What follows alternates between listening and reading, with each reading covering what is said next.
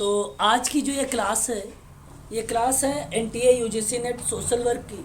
मैं बात करूंगा आज जो सोशल वर्क में एनटीए यूजीसी नेट ने 2004 से लेकर 2021 तक जितने भी प्रश्न पत्र या जितने भी प्रश्न उसने पूछे हैं, उन सभी प्रश्नों को हम यहाँ पे प्रतिदिन हर संडे को 1 बजे से 2 बजे के बीच में उन प्रश्नों को सॉल्व करेंगे, हल करेंगे और ये चारों ऑप्शन के साथ करेंगे। आप लोग ज़रूर नोट्स बनाइएगा, इसके भी क्वेश्चन के भी, और एक कॉपी अवश्य लेकर बैठिएगा। वहाँ पे आप लोग लिख भी लीजिएगा कि पहले का कौन सा ऑप्शन यहाँ पे सही जा रहा है, ठीक है। और ये प्रतिदिन मतलब आपका हर संडे क्लास चलेगी, इस चीज़ को ध्यान रखेंगे आप सभी लोग। तो शुरुआत करते हैं हम लोग। अच्छा, इसकी पीडीएफ भी आप लोगों को टेलीग्राम पर ही प्रोवाइड की जाएगी, टेलीग्राम पर आप लोगों को प्रोवाइड कर दी जाएगी। और अगर आप लोगों को नॉलेज में, ठीक है, कोई अगर स्टूडेंट कंप्यूटर टाइपिंग वाला है हिंदी में, तो आप मुझे बताइएगा। आप ही में से अगर कोई होगा वो भी मुझे संपर्क कर लीजिएगा क्लास समाप्त होने के बाद, ठीक है। और अदरवाइज़ मैं जो है आप लोगों के लिए 1000 प्रश्नों की सीरीज़ अलग से बनवा रहा हूँ, ठीक है। जो मैच नहीं करेगा वो भी स्टार्ट करेंगे हम लोग, तो अभी नहीं, उसके लिए हमने एक प्लान कर रखा है अभी, ठीक है। अगर आप लोगों में से कोई टाइपिंग अच्छी आती है किसी को हिंदी की, तो आप मुझे बताइएगा। मैं उनको कुछ क्वेश्चंस देने वाला हूँ, 1000 क्वेश्चन उन्हें को टाइप करना है उनको, ठीक है। तो जी जी, तो यहाँ पे आप लोगों को अभी जो ये पीडीएफ में प्रोवाइड करूँगा, यही पीडीएफ दूंगा, और इस पीडीएफ में मैं जो ऑप्शन सही होगा मैं उसको क्लिक कर दूंगा और यही पीडीएफ फिर मैं आपको भेज दूंगा, ठीक है। इसको सेव करके यही पीडीएफ आपके व्हाट्सएप ग्रुप में भेज दूंगा। चलिए शुरुआत करते हैं आज का पहला प्रश्न। लॉर्ड बेंटिंग का वर्ष 1829 का नियमन, और ये 17 का नियम है, ध्यान रखिएगा, नियम नंबर 17 है, निम्न के लिए बताया गया है। तो क्या बताया गया है? 1829 में लॉर्ड बेंटिंग के वर्ष का समय था। क्या सती प्रथा पर रोक लगाने के लिए, विधवा पुनर्विवाह को प्रोत्साहन करने के लिए, बाल विवाह पर रोक लगाने के लिए, उपर्युक्त में से कोई नहीं। ऑप्शन बताइए कौन सा करेक्ट होगा? सती प्रथा पर रोक लगाने के लिए। ओके, यहाँ पे सही जवाब ऑप्शन नंबर ए, सती प्रथा। जितने बच्चों ने कहा है वो जवाब सही दिया है, सती प्रथा पे रोक लगाने। मैं आपको कुछ इंपॉर्टेंट बातें बता देना चाहता हूँ। ये सामाजिक कुप्रथा थी सती प्रथा, और भारत में सती प्रथा का प्रथम उल्लेख 510 ईस्वी के एरड़ अभिलेख में मिला था। पहली पॉइंट, एरड़ अभिलेख में मिला था। देखिए आप लोग समय पर ज्वाइन किया करें। देखिए कोई बच्चा शायद ज्वाइन हो रहा है, श्वेता ज्वाइन हो रही है, श्वेता जी समय पर ज्वाइन हुआ करें, है ना, ध्यान रहे, एरड़ अभिलेख। दूसरी बात नोट करिए, पॉइंट नंबर 2, सर्वप्रथम 15वीं शताब्दी में कश्मीर के खिलाफ, अगर हम बात करें, कश्मीर के खिलाफ नहीं, कश्मीर के एक शासक थे, उनका नाम था सिकंदर, ने इस प्रथा को बंद किया था। 15वीं शताब्दी में कश्मीर के शासक सिकंदर ने सती प्रथा को बंद करवाया था। नोट करिएगा, ये भी इंपॉर्टेंट पॉइंट, सिकंदर की अहम भूमिका, ठीक है। पॉइंट नंबर 3, इस प्रश्न पे जितने भी इंपॉर्टेंट चीजें बनेंगे मैं आपको बताता रहूंगा सती प्रथा पर। पुर्तगाली वायसराय, ध्यान रखिएगा, पुर्तगाली वायसराय अल्बुकर्क, ध्यान दीजिएगा आप सभी लोग, अल्बुकर्क ने 1510 ईस्वी में गोवा में इसी प्रथा को बंद करवाया, सती प्रथा को।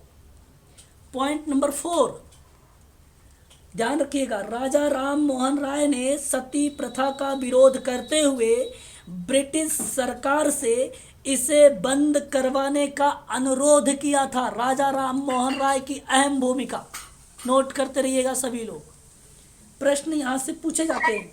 क्या था राजा राम मोहन राय का? जी, राजा राम मोहन राय ने सती प्रथा का विरोध करते हुए ब्रिटिश सरकार से इसे बंद करवाया। सती प्रथा को ब्रिटिश सरकार से बंद करवाने के लिए अनुरोध किया था, ध्यान दीजिएगा। फिर मैं एक पॉइंट राजा राम के उस पर ही बात करूंगा, उन्हीं के विचारों पर ही। इन्होंने कहा कि राजा राम मोहन राय ने इनके प्रयास के ही फलस्वरूप भूमिका आती है लॉर्ड विलियम बेंटिक की। इन्होंने 4 दिसंबर 1829 को 17वें नियम के अंतर्गत बंगाल में सती प्रथा पर रोक लगा दी थी। ध्यान दीजिएगा, ये प्रश्न आप सभी के लिए इम्पोर्टेंट है, ये चीज़ ध्यान दीजिएगा। तो यहाँ से सती प्रथा पे तो जितने पॉइंट बनते हैं मैंने आपको क्लियर करवाए। अब आपको बता दूं, एक ऑप्शन है बाल विवाह पर। जी सर, क्या कह रहे हैं आप? राजा राम मोहन राय ने कब प्रतिबंध लगाया था? राजा राम मोहन राय ने प्रतिबंध लगाने के लिए अनुरोध करने की बात किए थे। उनके एक समाज सुधारक हैं वो सरकार। ये इन्होंने जो किया था 1828 में, जो आपने ब्रह्म समाज पढ़ते हैं उसके उद्देश्य में ये रखा था। ठीक है, क्लियर हुआ सर? सती प्रथा ब्रह्म समाज आया था 1828 में। 18 भाई आवाज नहीं जा रही क्या? क्लियर। 1828 में कलकत्ता में राजा राम मोहन राय ने ब्रह्म समाज की स्थापना की थी। सती प्रथा, बहुविवाह, वैश्यागमन, जातिवाद, अस्पृश्यता आदि को दूर करना, इक्वेशरवाद को ले आना, ये भूमिका थी। ओके ओके ओके, आवाज मेरी क्लियर है ना? हाँ, आवाज मेरी क्लियर है ना? ये तो कोई बोल ही नहीं रहा है। अच्छा अच्छा, क्लियर आ रही है, बट थोड़ा सा वॉल्यूम कम आ रहा है, जैसे आप बहुत दूर से बोल रहे हो ऐसा लग रहा है। अच्छा जी, अब बताइए। ठीक है, थोड़ा चलो अब इतने नज़दीक में उठ रहा हूँ। ठीक है तो ईयरफोन एक मिनट रहने दो, कल लगाएंगे। चलो ये चीज़ ध्यान रखिएगा आप लोग। ठीक है, तो सती प्रथा के बारे में ये क्लियर ध्यान रखिएगा कि ये पॉइंटें हैं सती प्रथा पर। बात करते हैं अब ऑप्शन नंबर बी पर। ऑप्शन नंबर बी कहता है विधवा पुनर्विवाह को प्रोत्साहन करने के लिए। अब ध्यान रखने वाली बात आप सबके लिए है विधवा पुनर्विवाह को लेकर। ये विधवा पुनर्विवाह के क्षेत्र में सर्वाधिक योगदान कलकत्ता के संस्कृत कॉलेज के आचार्य थे ईश्वर चंद्र विद्यासागर। क्लियर है आवाज? स्लो आवाज नहीं है ना? ठीक है, उन्होंने 1000 व्यक्तियों के हस्ताक्षर से मुक्त पत्र लॉर्ड डलहौजी को भेजकर विधवा विवाह को कानूनी रूप देने का अनुरोध किया था ईश्वर चंद्र विद्यासागर ने। बता दूं आपको, ईश्वर चंद्र विद्यासागर के प्रयास के फलस्वरूप ही ब्रिटिश सरकार लॉर्ड कैनिंग की थी। लॉर्ड कैनिंग, नोट करते रहिएगा, काफ़ी इंपॉर्टेंट पॉइंट है, एक आध प्रश्न पूछता है इसी तरीके से यूजीसी। लॉर्ड कैनिंग ने 1856 ईस्वी में हिंदू विधवा पुनर्विवाह अधिनियम 15 पारित किया और विधवा पुनर्विवाह को कानूनी मान्यता दी गई। और यही बात ये समाप्त नहीं हुई। प्रोफेसर धोंडे, नाम नोट कर लीजिए, धोंडे ये प्रोफेसर थे। ठीक है, धोंडो केशव कर्वे, ठीक है, और एक थे पुतलू। अब मैं थोड़ा सा डीप में चला जा रहा हूँ, लेकिन इम्पोर्टेंट है इसलिए बता रहा हूँ, हो सकता है कि एग्ज़ाम में बना दे। ये 2 विद्वान हैं, इन्होंने विधवा पुनर्विवाह के लिए काम किया। क्या काम किया? कार्य किया। ये नोट करिएगा, कार्य किया इन्होंने। और प्रोफेसर कर्वे का नाम आप लोगों ने काफ़ी सुना होगा। ये जो मैं पढ़ रहा हूँ आपको ना, धोंडो केशव कर्वे इनका पूरा नाम है। ठीक है, तो कर्वे ने 1896 में, कब? 1896 में विधवा आश्रम की पूना में स्थापना कर दी और स्वयं एक विधवा से विवाह भी कर लिया। अब ये भी प्रश्न बनता है, ठीक है ना, इसको भी ध्यान रखिएगा आप लोग। तो ये था point number, option number B. समझ आ रहा है ना? देखो यही से प्रश्न आने वाला है, इसके ऊपर नीचे नहीं जाएगा, इसी के अंदर ही रहेगा। सर जी सर इसका सन बता दीजिए, इन्होंने वृद्धा आश्रम की शुरुआत जब की थी। 1896 में। 96 में, हाँ 1896। वेरी गुड, बहुत बढ़िया, ऐसे पढ़िए, ऐसे एक्टिव होके, वेरी गुड, बहुत बढ़िया।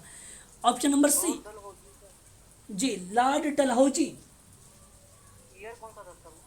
देखिए लॉर्ड डलहौजी नहीं, लॉर्ड कैनिंग का था।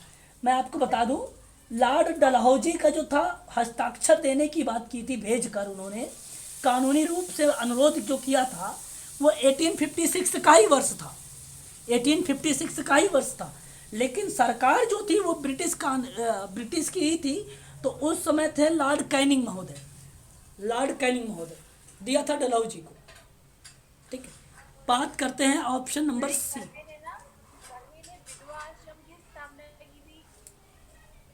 विधवा आश्रम, देखो ऐसे आप लोग काफ़ी टाइम लग जाएगा पढ़ने में हम लोगों को। विधवा आश्रम की पूना में स्थापना 1896 में करवे ने की थी, है ना, करवे ने। ठीक है, बात करते हैं ऑप्शन नंबर सी को। ऑप्शन नंबर सी, आप लोग वीडियो भी देख सकते हैं दोबारा से भी रिकॉल करके, लेकिन कोई बात नहीं, आप अच्छे से पढ़िए ध्यान से, बस ध्यान से। बाल विवाह पर रोक लगाना। अब सुनिए, बाल विवाह के विरुद्ध सबसे पहले काम जो किया था राजा राम मोहन राय ने किया था, सबसे पहले काम। परंतु केशव चंद्र सेन और बीएस मालाबारी, केशव चंद्र सेन और बीएस मालाबारी के प्रयासों ने सबसे पहले 1872 में, 1872 में देसी बाल विवाह अधिनियम पारित हुआ। नाम क्या था? देसी बाल विवाह अधिनियम। ठीक है, ये नोट कर लीजिएगा। और इसी अधिनियम में 14 वर्ष से कम, यानी 14 ईयर्स से कम आयु के बालिकाओं और 14, ध्यान रखिएगा, 14 वर्ष से कम आयु के बालिकाओं और 18 वर्ष से कम आयु के बालकों के विवाह को प्रतिबंधित कर दिया गया था। ये था अधिनियम, हाँ ये अधिनियम था बाल विवाह अधिनियम। ये क्या था? अधिनियम बाल विवाह अधिनियम। और ये देसी, ध्यान रखिएगा आप सभी लोग, देसी बाल विवाह अधिनियम था 1872 का। और एक लास्ट पॉइंट जी, इसमें केशव चंद्र सेन के साथ कौन थे 1872 वाले में? हाँ मालाबारी, मालाबारी बीएस, हाँ बीएस मालाबारी, वेरी गुड, आगे बढ़िए। अच्छा, इसमें एक और पॉइंट सुनिए, यस बंगाली, यस बंगाली के प्रयास के फलस्वरूप 1891 में ब्रिटिश सरकार ने एज ऑफ कॉन्सेप्ट एक्ट पारित किया। एज ऑफ, नोट करिएगा, कॉन्सेप्ट एक्ट पारित किया गया, जिसमें 12 वर्ष से कम आयु की कन्याओं के विवाह पर रोक लगा दी। ठीक है, 12 वर्ष के कम आयु की कन्याओं के विवाह पर रोक लगा दी। वो एक्ट था एज ऑफ कॉन्सेप्ट एक्ट था 1891 का। क्लियर हो गया? क्या नाम था? S Bengali, S Bengali. चलिए, ये चीज आपको क्लियर हुई।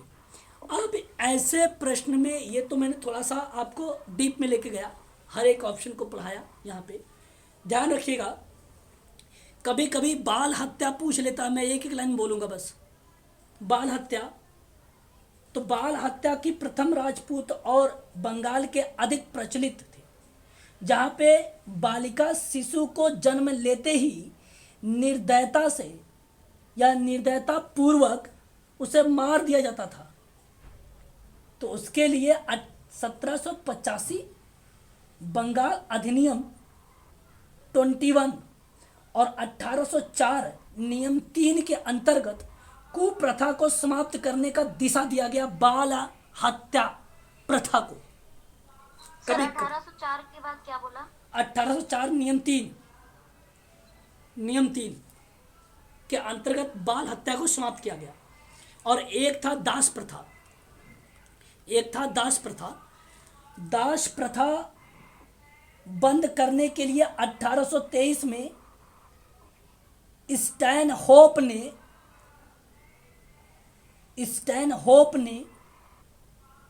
इसका अनुरोध किया था। स्टैनहोप लिख देता हूं, स्टैनहोप, ठीक है, स्टैनहोप, ठीक है। और 1860 ईस्वी में दास्ता का भारतीय दंड संहिता के द्वारा अपराध घोषित कर दिया गया था। क्लियर हो रहा है सर? बताइए। Yes sir, yes sir. Sir एक बार 1860 ईस्वी में दास्ता को भारतीय दंड संहिता के द्वारा अपराध घोषित कर दिया गया था। और एक था स्त्री शिक्षा, very very most important point बोल रहा हूं, स्त्री शिक्षा। स्त्री शिक्षा के बारे में अगर हम बात करें तो भारतीय समाज में स्त्रियों की सर दयनीय ये स्थिति। दास्ता अधिनियम भी तो आया था, वो शायद 1955 में आया था क्या दास्ता अधिनियम? देखिए, दास्ता को गैर कानूनी करार दिया गया था 1843 में। ये एक दास्ता अधिनियम का अगर हम बात कर रहे हैं यहाँ पे, तो ये वही है जो भारतीय दंड संहिता का पार्ट बनता है 1860 का। 1860 का बात समझ लीजिए, ठीक है। दास्ता अधिनियम क्लियर हो रहा है? ठीक है। हाँ, अब आपको मैं यही बता रहा हूं। हाँ, 1843 में दास्ता को गैर कानूनी करार दिया गया था जो है ब्रिटिश सरकार ने। ये एक एक्ट था 1833 का चार्टर एक्ट, और संपूर्ण भारत में प्रतिबंध कर दिया गया था इसको। तो कुछ लोग कहते हैं भैया कि भारतीय गुलामी अधिनियम, दास्ता बोलो या गुलामी बोलो, बात एक ही है कि नहीं बोलो, बताइए क्यों मैडम? एक ही है। हाँ सही है। तो इसका मतलब यही होता है कि भाई कि हाँ, इस एक्ट को भारतीय अगर पॉइंट व्यू से अगर आप देख रहे हैं तो आप 1843 को क्लिक कर दीजिएगा। 1843 को क्लिक कर दीजिएगा। क्यों? क्योंकि मैंने अभी बोला है कि दास्ता को गैर कानूनी करार दे दिया गया था, और गैर कानूनी का मतलब वही है भारतीय का गुलामी अधिनियम। तो आप लगा दीजिएगा 1843, 1843 करेक्ट हो जाएगा आपका। चलिए, बहुत बढ़िया, समझते चलिए। ये चीज़ होगी। अब मैं बात कर रहा था स्त्री शिक्षा पर। स्त्री शिक्षा भारतीय समाज में, लिखिएगा मत समझिएगा, एक दयनीय स्थिति थी। सर्वप्रथम ईसाई मिशनरियों ने 1819 में कलकत्ता में तरुण स्त्री सभा की स्थापना कर दी थी। तरुण स्त्री सभा की स्थापना कब हुई? 1819 में। वेरी गुड, शाबाश, बहुत बढ़िया, बहुत अच्छा। और ध्यान रखिएगा 1849 ईस्वी में एक नाम था बेथुन। क्या नाम था 1849 में? बेथुन। पूरा नाम इनको बोला जाता है, बेथुन महोदय को कहा जाता है जेडी बेथुन। ये शिक्षा परिषद के अध्यक्ष थे 1849 में। तो इन्होंने कलकत्ता में एक बालिका विद्यालय की स्थापना कर दी थी, बेथुन महोदय ने। कब स्थापना की? 1849 में। ध्यान रखिएगा। चार्ल्स वुड डिस्पैच एक आया, स्त्री शिक्षा के विकास पर विशेष ध्यान दिया गया 1854 में, 1854 में। बात को समझिएगा अच्छे से। तो ये चीज़ें हैं, ये आपको समझना है, ठीक है? क्लियर हुआ? वुड डिस्पैच कब आया? क्या वुड डिस्पैच 1854 में, 1854 में। अच्छा ध्यान रखिएगा आप लोग, एक शारदा एक्ट है, कभी कभी प्रश्न आता है शारदा एक्ट से, है ना। Sharda act, Sharda act Lord Irwin थे। देखिए समझिएगा, उस समय जो गवर्नर जनरल थे उनका नाम था लॉर्ड इरविन, और ये आया 1930 में। और इसमें कहा गया बालकों के लिए विवाह का न्यूनतम आयु 18 वर्ष और बालिकाओं का जो आयु होगी वो 14 वर्ष निर्धारित की गई थी। लॉर्ड इरविन थे सर टाटा एक्ट में। जी। जो लड़के की न्यूनतम आयु होगी 18 वर्ष होगी और जो लड़कियों की होगी वो 14 वर्ष होगी। ठीक है, चलो मैं अब आगे बढ़ूं, बहुत ज्यादा मैंने बता दिया एक प्रश्न पर, है ना। सर एक बार मुझे वो तरुण स्त्री सभा का सन बता दीजिए, मैं नोट नहीं कर रही। इस 1819। हाँ 19। हाँ, तरुण स्त्री सभा का 1819। वेरी गुड, चलिए आगे बढ़ता हूँ। क्लियर करके सर उसको एक निशान लगा दीजिए। हाँ क्लियर करके मैं एक निशान लगा देता हूँ ऑप्शन यहाँ पे। एक मिनट, इसको इरेज करता हूँ, फिर पूरा खिचड़ी बना दिया ना, रुक जाइए। ठीक है, तो इस तरीके से आप पढ़ते रहिएगा। इसका पीडीएफ भी मेरे पास है, अगर आपको जो है जब यूनिट चलाऊँगा 6:30 बजे से क्लास, वहाँ पे ये सारी चीज़ें हिस्ट्री में कंफर्म करूँगा। ठीक है, तो ऑप्शन आपका यहाँ पे पहला करेक्ट जवाब हो जाएगा, ऑप्शन नंबर ए। चलिए गोला भी मार देगा तो मिल जाएगा। ओके, चलिए मैं गोला, चलो हो जाएगा, समझ जाएंगे आप। क्वेश्चन नंबर सेकंड, निम्न कथनों पर विचार कीजिए कि निम्न कोड के अनुसार अपना उत्तर को चुनिएगा। प्रश्न बहुत सरल है और बहुत इजी है। बताइए जरा मुझे कि क्या द पुअर लॉज को इंग्लैंड में बनाया गया था? Very good. अब मैं एक दो लाइन बोल देता हूँ, समझ लीजिए, आप सुन लीजिए। ये बेसिकली एक अंग्रेजी गरीब कानून है, ये है ना, अंग्रेजी। और ये कानून कल्याणकारी राज्य के उदय होने तक यह प्रणाली को जारी की जाएगी। तो अंग्रेजी गरीब कानून का पता लगाया गया था बेसिकली 1536 में, 1536 में, 1536 में, समझिएगा अच्छे से। और इसी कानून को फिर किया गया परिवर्तित, और ये बना नया गरीब कानून 1800। ये बना एक नया कानून, तो ये बना 1858 और 1603 के बीच में चला। तो वहीं जब आप पढ़ते हैं एलिजाबेथन का कानून एक 1601 वाला, तो ये बेसिकली इसी को रिप्रेजेंट करने लगता है। ध्यान रखिएगा आप सभी लोग, ठीक है, इम्पोर्टेंट चीज़ है ये। 1601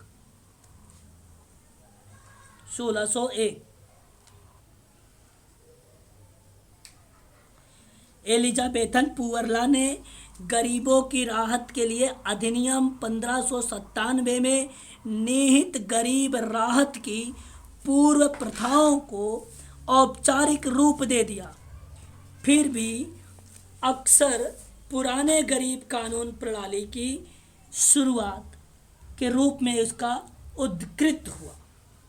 ठीक है, तो यहाँ पे 1601 द पुअर लॉज को इंग्लैंड में बनाया गया था। करेक्ट जवाब। निर्धनों को अधिक अच्छी कार्य संबंधी परिस्थिति प्रदान करने हेतु है। क्या ये बात सही लग रही है कि जो द पुअर लॉज है? हाँ सर, जी सर सही है। सही है, और यही आपका करेक्ट जवाब है। निर्धन कानून 43A, 43 का ए, 43 के ए एलिजाबेथन के नाम से इसको जब जाना गया, तो वहाँ पे 3 प्रकार के निर्धनता बात की गई।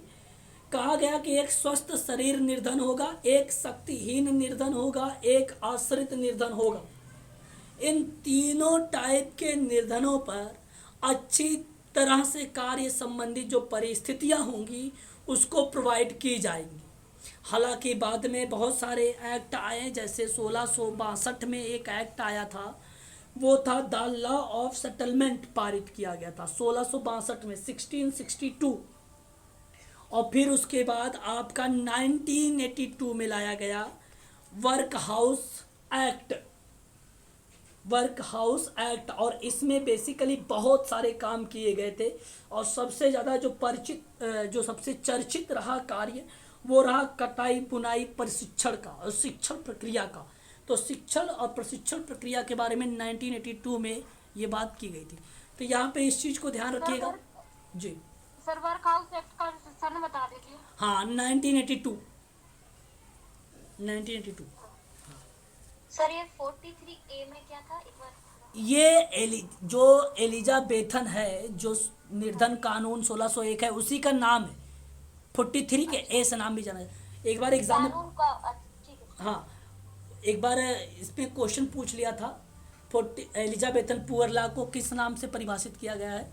तो ऑप्शन में था 41 का ए, 42 का ए, 43 का ए। तो ऑप्शन 43 का ए वाला सही था। क्वेश्चन दिखाऊंगा आप लोगों को, ठीक है। आगे बढ़ते हैं। क्वेश्चन नंबर 3, एकीकृत समाज कार्य।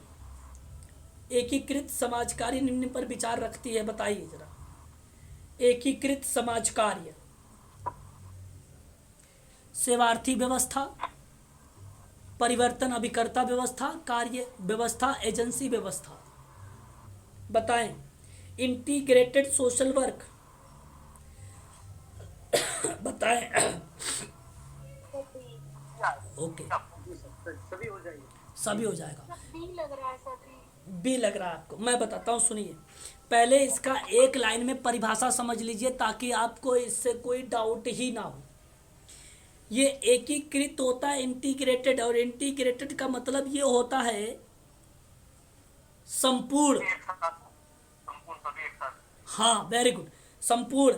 अब कहने का मतलब ये हुआ कि जब भी आप सोशल वर्क करेंगे, प्रैक्टिस फील्ड में जाकर, चाहे case work, group work, community work, तो उस दौरान अभ्यास के जो समग्र दृष्टिकोण होगा, चाहे मनोसामाजिक पक्ष, सामाजिक पक्ष, नैतिक पक्ष, भौतिक पक्ष, भाषाई पक्ष, सभी पक्षों को ध्यान में रखना पड़ेगा और उसका उपयोग करना पड़ेगा।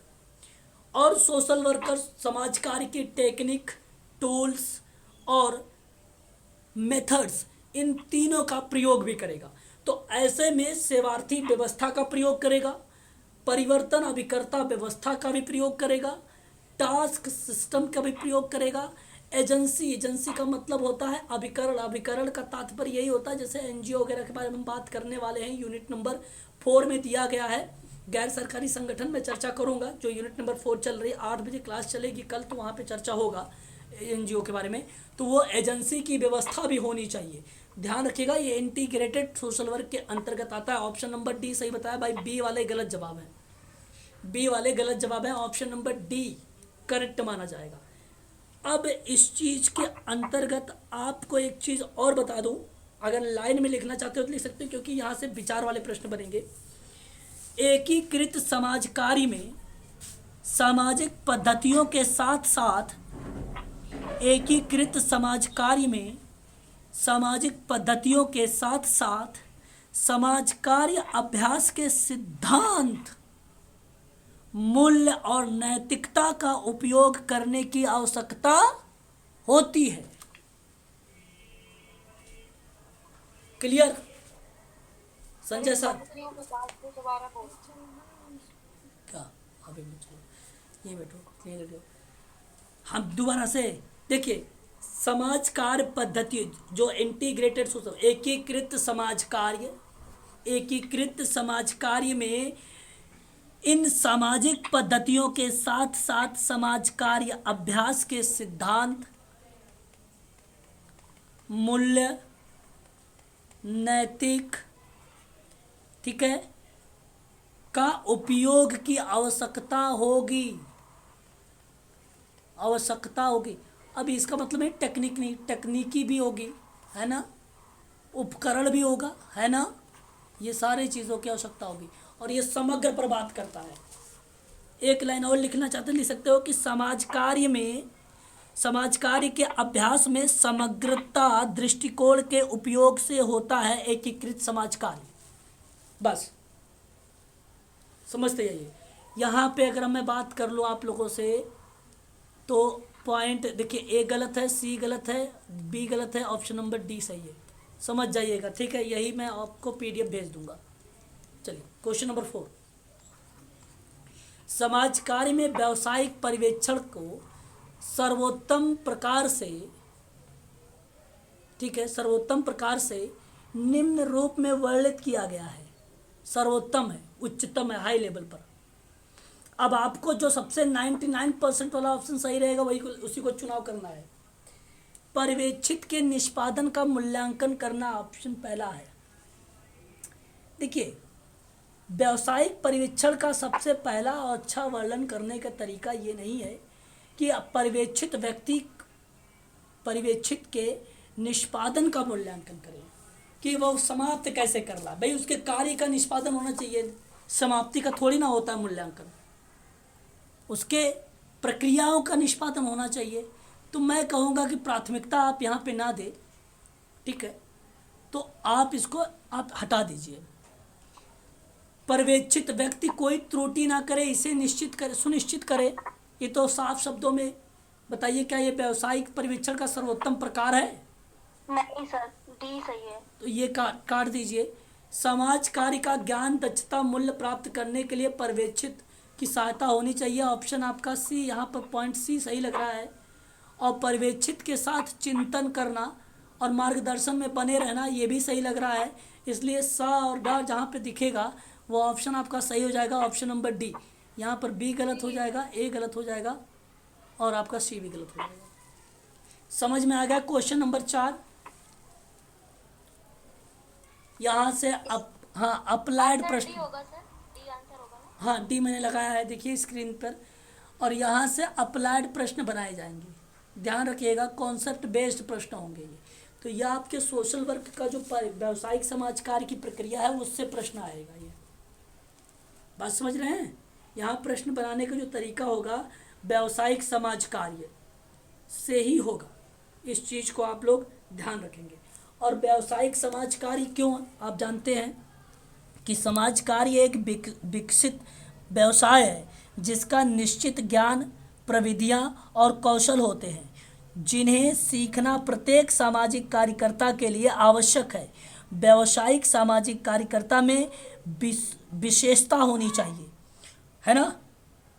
और यहाँ पर प्रविधियां, कार्यविधि से युक्त एक ऐसा ज्ञान जिसे शिक्षण प्रशिक्षण द्वारा सीखा जा सके, जो सैद्धांतिक के साथ साथ व्यवहारिक भी हो सके। बात को समझिएगा आप लोग, है ना। मैं समझो एक प्रकार से आप लोगों के आज जो थ्योरिकल क्लास पर चर्चा भी कर रहा हूँ, ऐसा लग रहा है।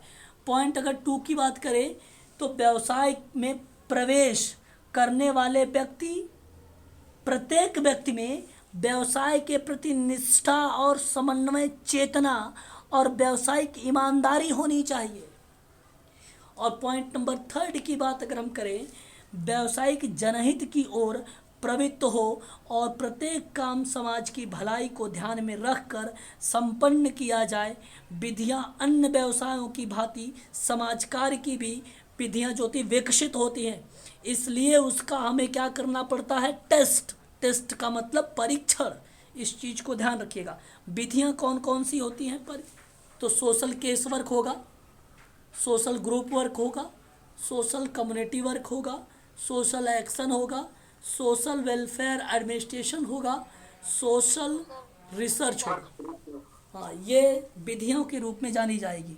जब हम उनकी मानवीय आवश्यकताओं की समस्या पर निर्भर होकर उनकी समस्याओं का समाधान करेंगे, तो वो समाधान करने के विचार से आपका क्षेत्र कौन सा बनेगा, तो वहाँ पे बाल विकास का क्षेत्र बनेगा, आपका महिला विकास एवं सशक्तिकरण का क्षेत्र बनेगा, आपका युवा विकास का क्षेत्र बनेगा, सामाजिक प्रतिरक्षा का क्षेत्र बनेगा, आपका सामुदायिक विकास का क्षेत्र बनेगा, आपका बाधितों के लिए, दिव्यांगों के लिए कल्याण सेवाओं का क्षेत्र बनेगा, आपका चिकित्सकीय और मनोचिकित्सकीय समाज कार्य का क्षेत्र बनेगा। आपका कमज़ोर वर्गों के लिए व्यक्तियों का विकास करने का क्षेत्र बनेगा। ये चीज़ें आपको ध्यान रखना होगा, इस चीज़ को ध्यान रखिएगा आप सभी लोग, है ना। चलिए, बहुत बढ़िया, और आप लोग समझ भी रहे होंगे अच्छे तरीके से। और एक विद्वान थे हेलन क्लार्क, इन्होंने अपनी किताब लिखी थी principle and practice of social work, और उसमें 3 युगों के बारे में बात किया था हेलन क्लार्क ने, प्राचीन काल, मध्यकाल और आधुनिक काल। क्लियर। यहाँ पर ऑप्शन नंबर डी करेक्ट जवाब। आगे बढ़ते हैं क्वेश्चन नंबर 5। सर इस बुक का ईयर? देखिए, बुक का एग्जैक्ट ईयर नहीं बताया गया है इसमें, और बहुत सारे लोग ऐसे विद्वानों ने विचार करते हैं कि 1936 में इसको पब्लिश की गई थी, 1936 में। ठीक है सर, थैंक यू। कुछ विद्वानों का कहना मतभेद है इसमें, इस बुकों में, है ना, एग्जैक्ट में, और कुछ कहते हैं पहले पब्लिश हो चुकी थी। चलिए, क्वेश्चन नंबर 5 देखिए, कह रहा व्यावसायिक समाज कार्य की जड़ें भारत में पनपी हैं, हाँ या ना में बोलिए। नहीं पनती है। भारत में नहीं पनती है तो ये सही है। भारत में नहीं पनपी है तो ये आपका सही है। वेरी गुड, सही है सर। वेरी गुड, शाबाश, ये सही है। ये कहाँ पे पनपी है? यस सर, इंग्लैंड में, इंग्लैंड में। हाँ, और यूएसए में। बात करते हैं कारण। सेवाओं के बदलते भुगतान करने के लिए लोग बहुत निर्धन हैं, क्या बात सही है? सही है सर, भारत में इसीलिए नहीं बनती। देखिए, हाँ, वेरी गुड, कारण यही है, समझ गए आप, शाबाश, ऐसे ही करना सवाल। ये आपकी व्याख्या हो रही है यहाँ पे। तो ए और आर, आ और रा दोनों सत्य हैं, तथा रा आ की सही व्याख्या कर रहा है ऑप्शन नंबर ए करेक्ट। यहाँ पर आप 5वें का ऑप्शन नंबर ए सही है, ए। बी गलत है, सी गलत है, डी गलत है। ऐसे आपको मैं पीडीएफ प्रोवाइड कर दूंगा अभी, ठीक है ना, ऐसे ही। क्वेश्चन नंबर 6, समाज वैज्ञानिक अर्थ में समाज कार्य का निहित रूप का अर्थ क्या होगा? देखिए, प्रश्न अच्छा है और सरल और बहुत बढ़िया, इस पे स्टार लगा लीजिएगा। समाज वैज्ञानिक अर्थ में समाज का निहित रूप से अर्थ क्या बनेगा? संबंधों का एक जाल। सामाजिक संबंधों का एक जाल, मैकाइवर एंड पेज ने कहा है ना। समाज वैज्ञानिक अर्थ में, सर वैज्ञानिक अर्थ में तो बी लग रहा है। देखिए, नहीं, मैं बता रहा हूँ, समझिए, मैं आपको बता दूं, समाजशास्त्र एक विषय है, सोशोलॉजी। समाजशास्त्र को समाज का विज्ञान कहते हैं। तो हमारा तात्पर्य ऐसे विषय से है जो समाज और उसके विभिन्न पहलुओं का क्रमबद्ध अध्ययन करता है। अनुमान निकालने वाला विज्ञान होता है, अनुमान निकालने वाला विज्ञान होता है। तो मैं आपसे कहूँ कि जो समाज है, सोशियो, समाज लैटिन भाषा का सोशियो, लोगस अध्ययन, विज्ञान ग्रीक भाषा का है, तो बन जाता है समाज का विज्ञान। तो 2 भाषाओं को अवैध संतान कहा और इसी के स्थान पर इथोलॉजी शब्द का प्रयोग किया। उसका नाम था John Stuart Mill, John Stuart Mill. तो ये समाज हित में अगर समाज वैज्ञानिक अर्थ की बात होता है तो जो संबंधों का जाल है उसको बताता है, ना कि एक संगठन जिसके द्वारा रचनात्मक गतिविधियां, ये संगठन थोड़ी ना है ना। स्पेंसर ने कहा, एक उसकी किताब आई स्पेंसर की आई थी, प्रिंसिपल ऑफ सोशोलॉजी, सन 1838 में समाजशास्त्र का अध्ययन सबसे पहले ऑगस्ट काम्टे ने किया, सोशल फिजिक्स। इस चीज को ध्यान रखेंगे। ऑप्शन नंबर सी करेक्ट है, अभिजात गलत, ये भी गलत और ये भी गलत, ऑप्शन नंबर डी भी गलत है, ऑप्शन नंबर सी करेक्ट हो जाएगा। सर ये जॉन स्टुअर्ट मिल थे, इन्होंने क्या बताया था? इन्होंने कहा था 2 भाषाओं का अवैध संतान, और इसी के स्थान पे इथोलॉजी, इथोलॉजी, ठीक है, याद रखिएगा। क्वेश्चन नंबर 7, निम्नलिखित में से किस कथन के अनुसार सामाजिक परिवर्तन की संकल्पना है? सामाजिक परिवर्तन की संकल्पना,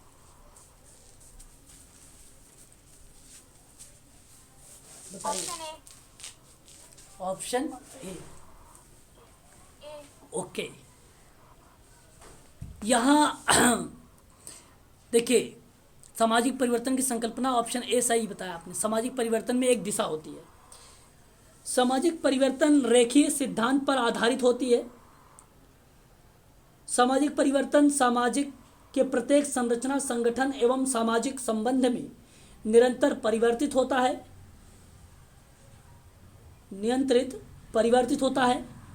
सामाजिक,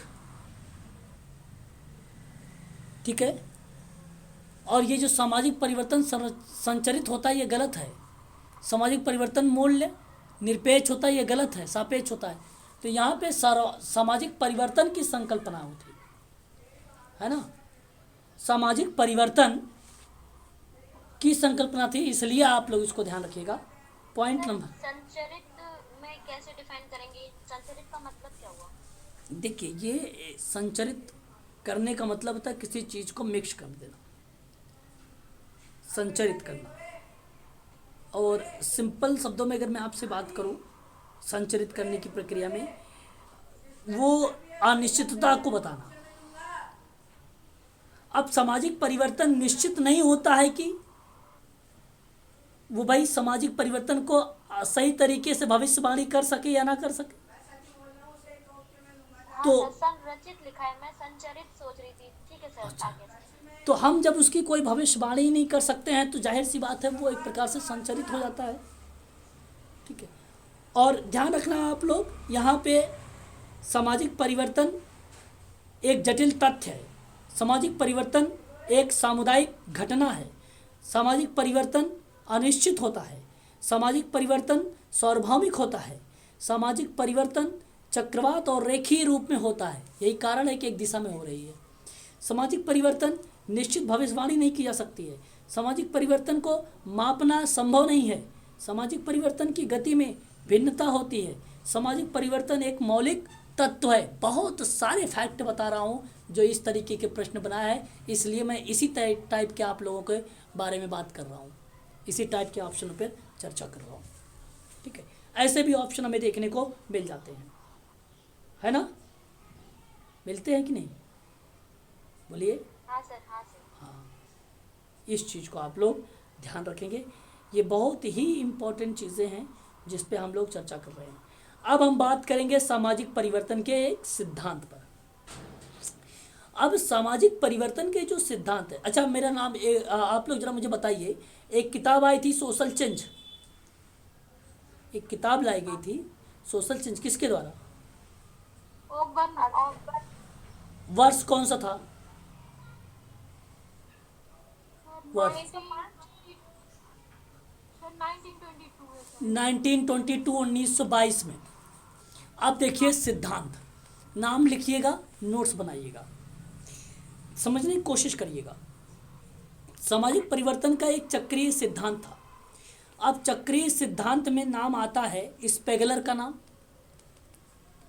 नाम आता है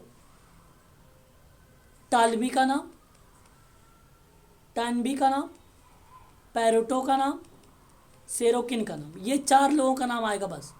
इन 4 के बारे में ही पढ़ के जाना, बाकी फालतू लोगों का नाम नहीं पढ़ना है। अब स्पेगलर का एक किताब आई, इनका पूरा नाम है ओसवाल्ड स्पेगलर, 1918 में।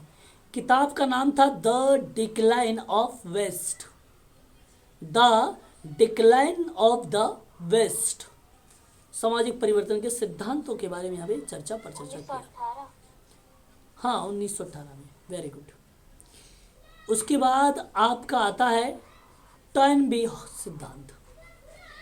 ये 21वीं सभ्यताओं का अध्ययन करता है। इसकी किताब थी A study of history, study of history, और एक नाम आता है पेरेटो। पेरेटो ने सामाजिक परिवर्तन का चक्र का सिद्धांत दिया, जिसे अभिजात वर्ग के परिभ्रमण का सिद्धांत भी कहा जाता है। अभिजात वर्ग के परिभ्रमण का सिद्धांत भी कहा जाता है। बेसिकली ये कुलीनता पर बात करता है, कुलीन वर्गों पर बात करता है, और इसकी किताब का नाम था mind and society. Mind of society. Very very most important, ये प्रश्न में आता है सेरोकिन। क्या? पेरोटो। पैरेटो। पेरेटो। पैरेटो। दोबारा बताइए पेरेटो का। भाई मैं आप सबसे कह रहा हूँ, पैरेटो एक विद्वान है। इन्होंने एक सामाजिक परिवर्तन का सिद्धांत दिया, वो चक्र के रूप में, और इन्होंने कहा कि अभिजात वर्ग के परिभ्रमण का सिद्धांत है ये, और ये किताब लिखा माइंड एंड सोसाइटी, और जिसमें सामाजिक परिवर्तन को वर्ग व्यवस्था में होने वाले चक्रीय सिद्धांत के आधार को समझाया था। सर ईयर क्या होगा इसका? पैरेटो का ईयर बेसिकली नहीं दिया गया है, ठीक है, कि ये कब सिद्धांत को ले आया था, बस सर चुनौती और प्रत्युत्तर का जो सिद्धांत था वो किसने दिया था? पेरेटो ने दिया था या टॉर्नबी ने? टॉर्नबी का था ना। देखो यहाँ पे टॉर्नबी के बारे में अगर बात करें तो ये टॉर्नबी का महोदय ने चुनौती समाज के भीतर समस्याओं के रूप में समाजों के द्वारा दी जाती है, इसलिए इन्होंने कहा कि चुनौतियाँ का सामना सफलतापूर्वक कर लेता है और वह जीवित रहता है, जो ऐसा नहीं कर पाता है वो नष्ट हो जाता है। तो इसीलिए कहा गया कि चुनौतियाँ और समाज के भीतर समस्याओं के रूप में समाजों द्वारा दी जाती है। तो ये टॉर्नबी का नाम आता है, इस चीज़ को ध्यान रखिएगा आप, ठीक है। बात कर लेते हैं हम लोग अब सेरोकिन के बारे में। बहुत इम्पोर्टेंट है, इसकी 3 ऐसे विशेषताएं हैं। एक पूछा जाता है चेतनात्मक संस्कृति, एक है भावनात्मक संस्कृति, और एक आपका है आदर्शात्मक। बहुत बढ़िया, ठीक है। चलिए क्वेश्चन नंबर 8, निम्नलिखित में से कौन सा समाज विकास क्रम का सही नहीं रूप से दर्शाया गया है? सर ए है सही रूप। सही रूप ए है। एक विद्वान थे, उनका नाम था ब्लीड्स, ठीक है, ब्लीड्स काले इनका पूरा नाम था। इन्होंने 5 चीजें बताई थी। परिवार बताया था, जनजाति बताई थी, गांव बताया था, शहर बताया था, और राष्ट्र बताया था। अब देखिए जरा क्या क्या मैच कर रहा है इसमें, बताइए। एक ही बताया। क्रम तो सर वही हुआ ना? हाँ, ए में है। ए में है, ये 5 में ए, 5 का नाम याद रखिएगा आप। बहुत बढ़िया। बात करते हैं हम लोग क्वेश्चन नंबर 9, निम्न में से वह क्या है जो कि भारतीय संविधान में विद्यमान नहीं है? देखिए, एकीकृत सरकार विद्यमान नहीं है, ऑप्शन नंबर बी। संघीय संरचना है, न्यायपालिका पृथक्करण अनुच्छेद 50 है, कार्यपालिका और न्यायपालिका। भारत के संघीय शासन में एकात्मक शासन के कुछ लक्षण भी अपनाए गए हैं, और नागरिकों के मौलिक अधिकार कितने हैं? 7 हैं, और इस समय कितने हैं? 6। हाँ हाँ हाँ, समता का अधिकार, स्वतंत्रता का अधिकार, शोषण के विरुद्ध का अधिकार, और धार्मिक अधिकार, और सांस्कृतिक और शिक्षण या शिक्षा का अधिकार, और लास्ट है संवैधानिक अधिकार। इसको ध्यान रखिएगा, है ना। ऑप्शन नंबर यहाँ पे अगर हम बात करते हैं तो बी सही रहेगा। आज का लास्ट प्रश्न कर लीजिए आप लोग, है ना। भारत में नवीन आर्थिक नीति बताइए, निम्न द्वारा दी जाती है।